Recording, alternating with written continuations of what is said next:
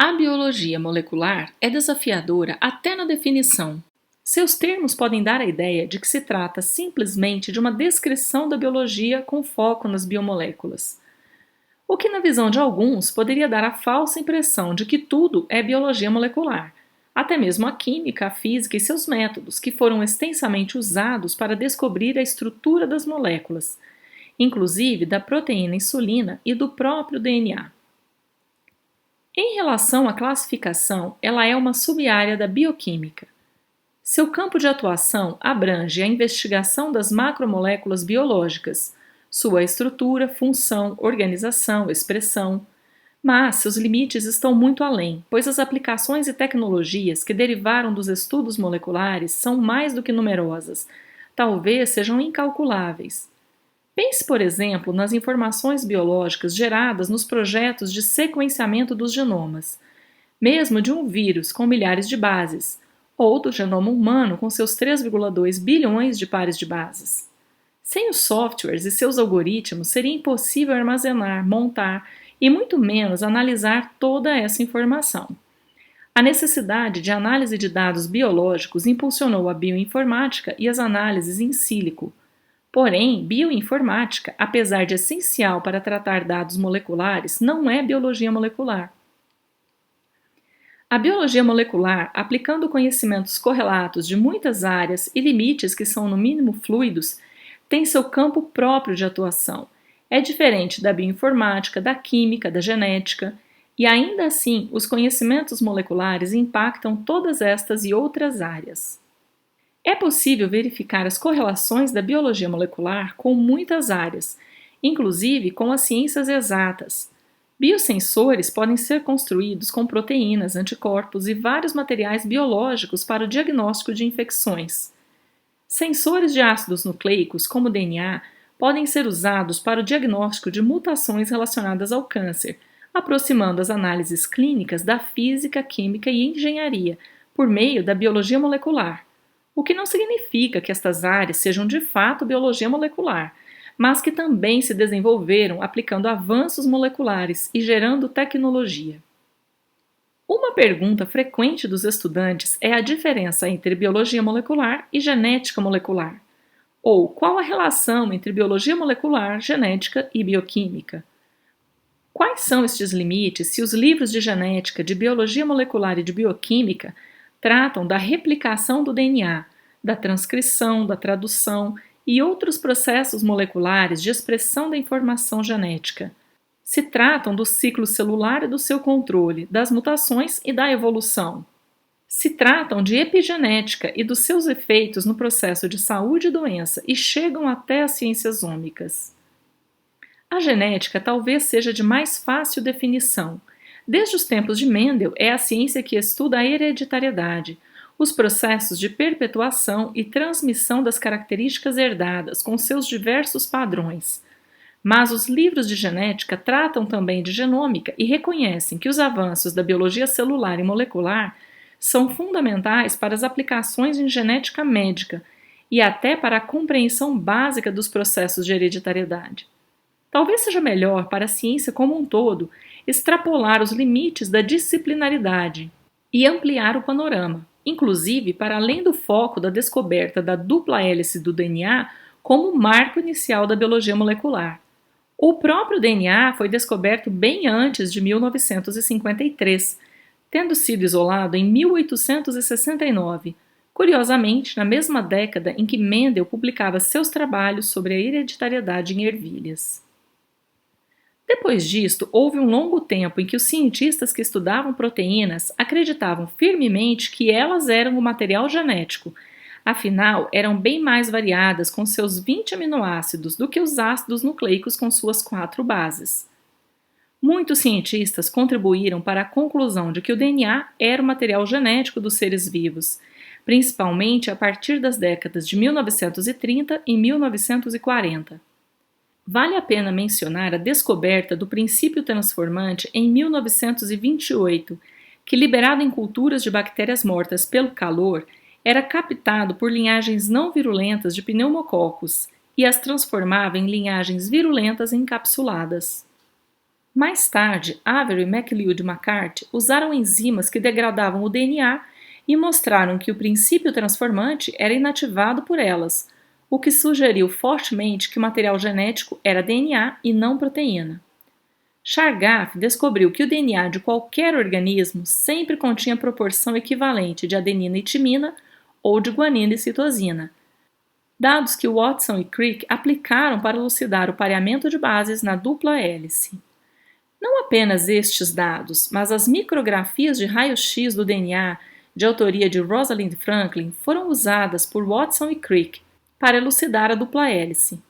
Consta historicamente que, sem o consentimento e sem conhecimento desta cientista, seus dados foram analisados e interpretados pelo colega e chefe de laboratório Wilkins para Watson e Crick, a fim de que compreendessem que a estrutura era de uma hélice regular. Um ano antes de finalmente ter sua estrutura elucidada, o papel do DNA como material genético foi confirmado em um experimento com bacteriófagos, radioisótopos e bactérias, mais conhecido como experimento do liquidificador de Hershey e Chase. Os avanços seguintes foram muitos e transformaram a área da saúde, a agricultura, a zootecnia, a indústria, especialmente a de biotecnologia, gerando uma bioeconomia. Boa parte destas mudanças envolveu o desenvolvimento da clonagem de genes na década de 70, impulsionando o surgimento das primeiras companhias de biotecnologia dedicadas à engenharia genética, Genentech e Biogen, a produção de insulina recombinante e, posteriormente, de outros hormônios de natureza proteica. As descobertas e metodologias fundamentais para o desenvolvimento da tecnologia do DNA recombinante foram os plasmídios, as endonucleases de restrição e a DNA ligase. É preciso lembrar duas outras metodologias sem as quais não conheceríamos a era genômica e das outras ciências de dados biológicos em massa. O sequenciamento de DNA, pelo método de terminação da síntese elaborado por Sanger, e a reação em cadeia da DNA polimerase, ou PCR, desenvolvida por Kary Mullis. Ambos os métodos utilizaram DNA polimerases, enzimas cuja função biológica é a replicação e reparo do DNA. Por isto, cabe crédito também a Arthur Kornberg, que purificou a primeira DNA polimerase na década de 50. O sequenciamento de ácidos nucleicos e a PCR passaram por transformações e evolução. A PCR, graças à descoberta e ao isolamento de DNA polimerases termoestáveis, capazes de aguentar muitos ciclos de variação a altas temperaturas que a técnica exige, bem como as inúmeras modificações do método que foram elaboradas para novas aplicações. O sequenciamento de DNA teve evoluções importantes até chegar ao sequenciamento de nova geração. Antes da automação, a metodologia de Sanger dependia da eletroforese em gel. Depois foram construídos sequenciadores automáticos capazes de realizar as leituras em eletroforese capilar, de modo bem mais rápido e possibilitando o sequenciamento de genomas e não apenas de genes. Porém, o sequenciamento ainda dependia da clonagem de fragmentos de até cerca de 1000 pares de bases, porque o método de síntese limitava o tamanho da sequência elucidada, significando que grandes genomas precisavam ser fragmentados e clonados em segmentos menores. Em seguida, vieram os métodos de sequenciamento massivo, nos quais a clonagem foi dispensada e substituída por sequenciamento muito rápido e grande repetição de leituras de fragmentos bem menores, até que foram desenvolvidas as plataformas de sequenciamento de leituras longas e sem síntese. Schrödinger filosofou em termos de átomos e física quântica sobre o que é a vida, em um livro que James Watson admitiu tê-lo influenciado. Os seres vivos se organizam internamente aumentando a entropia, o caos ao seu redor, em função das transformações químicas que realizam. Assim é possível clarear um pouco o porquê a biologia molecular está relacionada com a bioquímica. A bioquímica estuda a vida nos aspectos químicos, suas transformações energéticas, o metabolismo, com as milhares de reações que geram energia e substratos de síntese e, enfim, sustentam as atividades celulares, gerando ordem interna. A biologia molecular se situa dentro deste contexto, pois DNA, RNA e proteínas também são moléculas biológicas. Os mecanismos celulares que controlam a síntese, a organização, a modificação e função destas macromoléculas envolvem reações químicas como a metilação e a acetilação, que reorganizam moléculas de DNA nos processos epigenéticos. Manter a ordem molecular vai contra a tendência natural de entropia do universo. O controle destes processos envolve as interações proteína-proteína ou proteína-DNA, que permitem a regulação da expressão dos genes, ou a ativação de sinais, que promovem a progressão ou bloqueio do ciclo de divisão celular e o reparo das lesões no material genético. Estas interações são feitas por ligações químicas ou sinais físicos e químicos, como dobras e alterações de estruturas, exposição ou mascaramento de sítios de ligação. Além da sua inter-relação com a química, física e genética, os estudos em biologia molecular tanto se beneficiaram quanto foram geradores de resultados e tecnologias para diversas áreas. Hoje é impossível pensar em uma economia global sem conceber os impactos da biologia molecular neste cenário. Muitos desenvolvimentos em biotecnologia, como vacinas moleculares, proteínas terapêuticas recombinantes, vegetais resistentes a pragas agrícolas, ou melhorados funcionalmente, somente tornaram-se possíveis devido aos estudos moleculares que culminaram na elucidação e modificação dos genes e genomas e no controle da expressão gênica. Para além da controvérsia que os transgênicos fomentam, não é possível esquecer que a insulina recombinante é produzida em organismos geneticamente modificados e seus benefícios para a saúde são imensos, assim como de outros biofármacos, o hormônio do crescimento humano, o EGF, o glucagon, citocinas e anticorpos monoclonais utilizados no tratamento de câncer. É bom fazer um parênteses e ressalvar que biotecnologia, muitas vezes usada como sinônimo, não é a mesma coisa que biologia molecular, engenharia genética ou manipulação do DNA, apesar de fazer uso destas tecnologias e conhecimentos também. Na área de fármacos e medicamentos, a farmacogenômica pode contribuir para que as ciências farmacêuticas e a medicina se tornem mais individualizadas e precisas. A partir da genotipagem de um indivíduo, é possível determinar quais alelos dos genes responsáveis pela metabolização de fármacos estão presentes em seu genoma.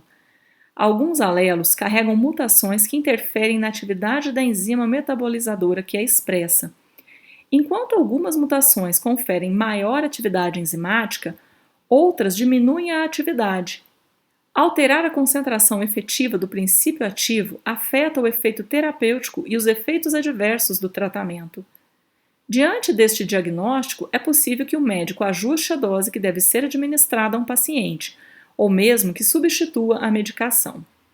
Infecções virais podem ser acompanhadas por métodos moleculares, que possibilitam quantificar os vírus a fim de saber se existe replicação ativa ou se a terapia medicamentosa está sendo eficaz para evitar a progressão da infecção. É assim com o HIV, vírus que causa síndrome da imunodeficiência humana adquirida ou AIDS. Não apenas o diagnóstico inicial pode ser feito por métodos que detectam o material genético do HIV, mas também a quantificação periódica das cópias virais no plasma, cujo aumento pode indicar falta de adesão do paciente ao tratamento, ou que o vírus adquiriu mutações e tornou-se resistente aos antirretrovirais administrados.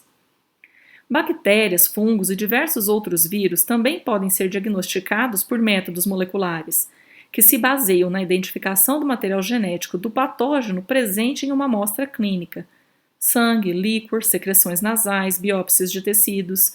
Os métodos moleculares, apesar de mais caros, fornecem resultados mais rápidos e muitas vezes mais precisos. Por isto, complementam os métodos tradicionais e em diversas situações são até mais indicados. Assim é também com o tratamento do câncer, que se tornou cada vez mais direcionado, à medida em que foram sendo ampliados os conhecimentos sobre as mutações presentes em cada neoplasia.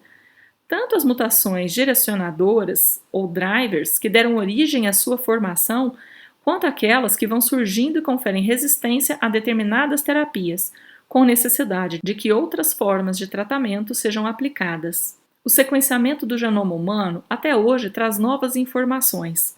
A cada estudo em que uma população diferente é analisada, novas variantes são encontradas. Muitas destas não estão relacionadas com nenhuma patologia, enquanto diversas podem apresentar efeitos patogênicos, aumentando a predisposição ao câncer, prejudicando o metabolismo, o desenvolvimento, a cognição ou gerando alterações emocionais e de comportamento. Um campo que interessa muito a área da saúde, justificando totalmente que os livros de genética tratem do assunto. Por meio das tecnologias moleculares, podem ser analisadas outras alterações além daquelas que são detectáveis por citogenética clássica, como as grandes translocações, deleções, duplicações e alterações no número dos cromossomos. Há métodos moleculares que determinam estas alterações em escala muito menor e com maior precisão. É o caso, por exemplo, do Array-CGH, hibridização genômica comparativa de microarranjos, e da hibridização fluorescente in situ, FISH. Ambas utilizam sondas moleculares para identificar regiões-alvo presentes ou ausentes no material genético. A biologia molecular tornou possível compreender melhor o genoma humano, suas origens, os traços evolutivos herdados de outros hominídeos, como os neandertais, possibilitando também traçar a história da migração dos Homo sapiens desde as suas origens na África. Tornou possível diagnosticar a ancestralidade familiar de um indivíduo, permitiu desconstruir o conceito de raça na espécie humana e perceber que indivíduos de origens familiares distintas ainda assim compartilham mais de 99% do seu genoma, e que, apesar disto, as diferenças em 0,5% ou menos dos nossos 3 bilhões e 200 milhões de pares de bases nos tornam únicos. Uma individualidade que pode ser traçada pelo perfil genético de regiões polimórficas do DNA, as quais possuem tanta variação de alelos que permitem o diagnóstico de paternidade e as análises de genética forense. São os chamados marcadores do tipo microsatélites e mini-satélites. Benefícios e controvérsias marcam a biologia molecular de longa data. Na década de 70, por exemplo, foi imposta uma moratória sobre os experimentos de clonagem, já que os jornais e a opinião popular ficaram alarmados quanto às consequências desta manipulação do DNA. Felizmente, a comunidade científica, que estabeleceu ela própria rígidas regras para os experimentos, não desistiu de pesquisar, regulamentada por normas e princípios de bioética até hoje. Na mesma década da moratória foi clonado o gene da insulina humana, que passou a ser comercializado em sua forma recombinante na década seguinte. Este episódio lançou mais luz sobre a relação entre a academia científica e as empresas de biotecnologia, um holofote que às vezes levanta questões sombrias. Os estudos moleculares podem aumentar a desigualdade de acesso à saúde e ao próprio conhecimento. Em poucos exemplos, o primeiro projeto do genoma humano é muito pouco representativo de toda a diversidade de populações que compõem a humanidade. Os bancos de dados usados para farmacogenética são muito centrados em populações europeias e tornam-se bem menos precisos quando aplicados para outras etnias. Os custos de medicamentos moleculares para doenças genéticas raras são altamente proibitivos, assim como muitos métodos para o diagnóstico molecular. Entretanto, esta análise, longe de servir para o desânimo, deve levar a um maior esforço para democratizar a biologia molecular e expandir seu alcance, já que suas contribuições para a saúde são tantas que há quem pense que a vida humana pode até ser prolongada por um bom tempo. E diante de tantas aplicações e implicações sociais, é muito compreensível que não apenas os livros tratem de biologia molecular, mas também as reportagens televisivas ou as mídias da internet, incluindo canais do YouTube, como este que você está assistindo.